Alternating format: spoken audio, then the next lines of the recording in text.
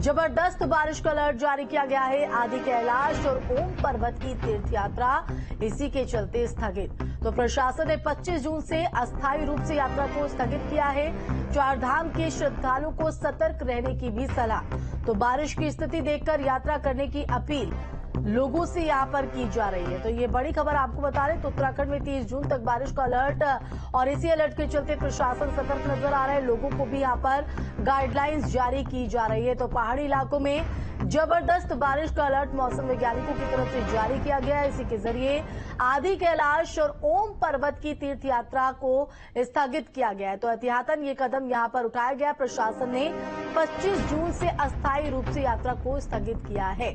तो चारधाम यात्रा के श्रद्धालुओं को भी सतर्क रहने की सलाह दी जा रही है। मौसम की स्थिति को देखने के बाद ही लोग यात्रा पर निकले। तो ये दो तस्वीरें आपके टीवी स्क्रीन पर हम दिखा रहे हैं। बिगड़ते मौसम के मिजाज को लेकर भारी बारिश का अलर्ट जो है वो पहाड़ी इलाकों में मौसम विभाग की तरफ से जारी किया गया है। तो आपको आदि कैलाश यात्रा भी यहां पर स्थगित एहतियातन कर दी गई है।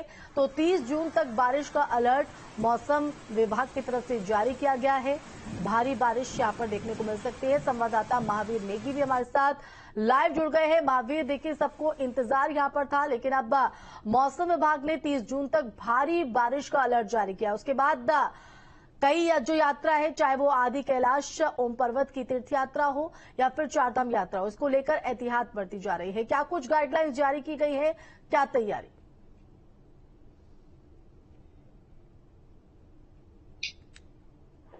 वो हमेशा से उत्तराखंड के लिए एक चुनौती होता है और इस चुनौती के तहत जिस तरह से चारधाम यात्रा चलती है तो उसमें कहीं न कहीं बहुत ज्यादा एहतियात बरतने की हिदायत दी जाती है। और ऐसा भी इस बार हुआ है। लगातार मानसून की तैयारियों को लेकर मुख्यमंत्री, मुख्य सचिव से लेकर तमाम अधिकारी इस तैयारियों में लगे गए हैं, क्योंकि उत्तराखंड का जो चारधाम यात्रा है वो गढ़वाल क्षेत्र में होती है। गढ़वाल क्षेत्र के जो पहाड़ है बहुत ज्यादा सेंसिटिव और नाजुक माने जाते हैं। लगातार भूस्खलन जैसी घटनाएं लगातार होती रहती हैं। इसको लेकर यहाँ पर अलर्ट जारी किया गया है। यात्रियों को ये कहा गया है कि अपनी यात्रा शुरू करने से पहले वो मौसम का मिजाज जरूर जान ले, उसकी जानकारी पूरी ले लें, क्योंकि फोरकास्टिंग लगातार यहाँ पर की जा रही है। और जिस तरह से मौसम विभाग ने इस समय फोरकास्ट किया है और येलो अलर्ट यहाँ पर एक तरह से जारी किया गया है, तो इसके तहत 30 जून तक भारी बारिश हो सकती है। और इसके अलावा अगर प्रशासनिक तौर पर या शासन के स्तर पर तैयारियों की मैं बात करूँ तो तैयारियों को लेकर लगातार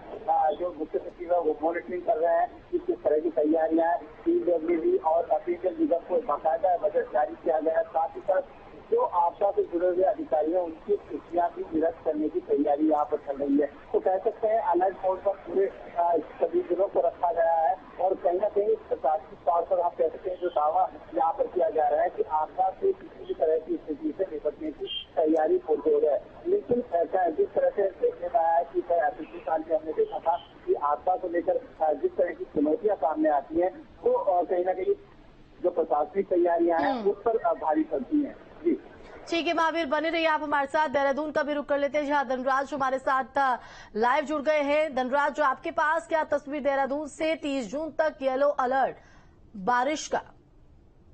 जी बिल्कुल, देखिए मौसम विभाग की तरफ से एक अलर्ट जारी किया गया है और साफ तौर पर कहा गया है कि 30 जून तक जो पहाड़ी क्षेत्र हैं उनमें भारी बारिश देखने को मिल सकती है, तो वहीं मैदानी क्षेत्रों में भी हल्की फुल्की बारिश देखने को मिल सकती है। और आप देखिएगा कि इस अलर्ट के बाद कहीं ना कहीं प्रशासन को, आपदा प्रबंधन की टीम को और इसके साथ ही जो एसडीआरएफ की टीम है या एनडीआरएफ की टीम है उनको भी सतर्क रहने के निर्देश दिए गए हैं, क्योंकि ऐसे जब मौसम ऐसा होता है तो कहीं ना कहीं उत्तराखंड की जो पहाड़ी क्षेत्र है, क्योंकि एक और चारधाम यात्रा भी चल रही है, तो ऐसे पहाड़ी क्षेत्रों में भूस्खलन के मामले या फिर पेड़ गिरने के मामले या फिर अन्य दुर्घटनाएं होने की संभावना बनी रहती है।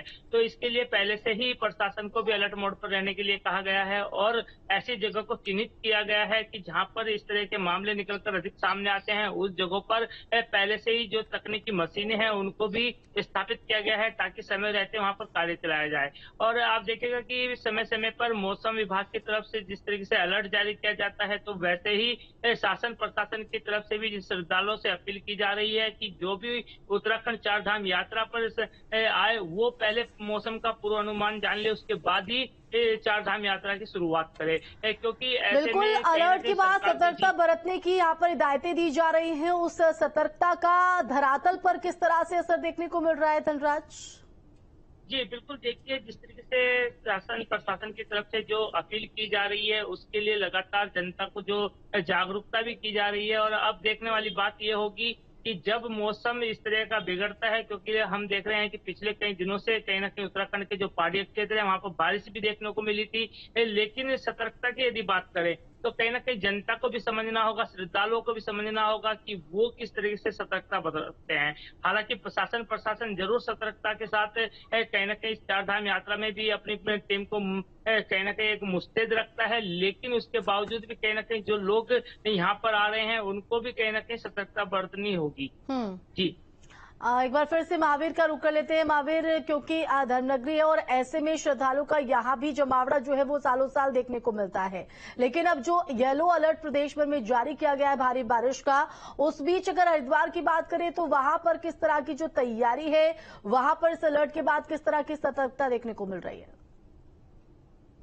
देखिए, क्योंकि मानसून हमेशा से उत्तराखंड के लिए एक चुनौती रहा है, चाहे वो मैदानी क्षेत्र हो या फिर पहाड़ी क्षेत्र हो। मैदानी क्षेत्र की मैं बात करूँ स्पेशली हरिद्वार की, तो हरिद्वार की खागर वाला जो इलाका होता है वहाँ पर मानसून का सबसे ज्यादा असर पड़ता है, क्योंकि जिस तरह से पहाड़ी इलाकों में बारिश होती है तो यहाँ पर गंगा का जलस्तर बढ़ता है और कहीं न कहीं खागर वाले क्षेत्रों के लिए बहुत ज्यादा मुश्किलें होती है। और आपको बता दें कि क्योंकि जुलाई में सावन की यात्रा हो रही है, कांवड़ यात्रा शुरू हो रही है और कांवड़ यात्रा में जिस तरह से भारी हुजूम यहाँ पर होता है तो वो भी एक प्रशासन के लिए चुनौती है। और साथ ही साथ यहाँ पर जो मानसून की तैयारियां हैं उसको लेकर भी यहाँ पर प्रशासन लगातार बैठक कर रहा है। बाढ़ चौकियों को अलर्ट कर दिया गया है। इसके अलावा जितने भी गंगा से सटे हुए इलाके हैं उनको अलर्ट मोड पर रहने के लिए कहा गया है, क्योंकि जिस तरह से लगातार बारिश पहाड़ों पर होती है तो जलस्तर गंगा का बढ़ता है और जो सरपंच के इलाके जहाँ पर आबादी है वो उनके लिए मुसीबतें पैदा होती है। तो कहीं ना कहीं कह सकते हैं कि अलर्ट मोड पर प्रशासन है,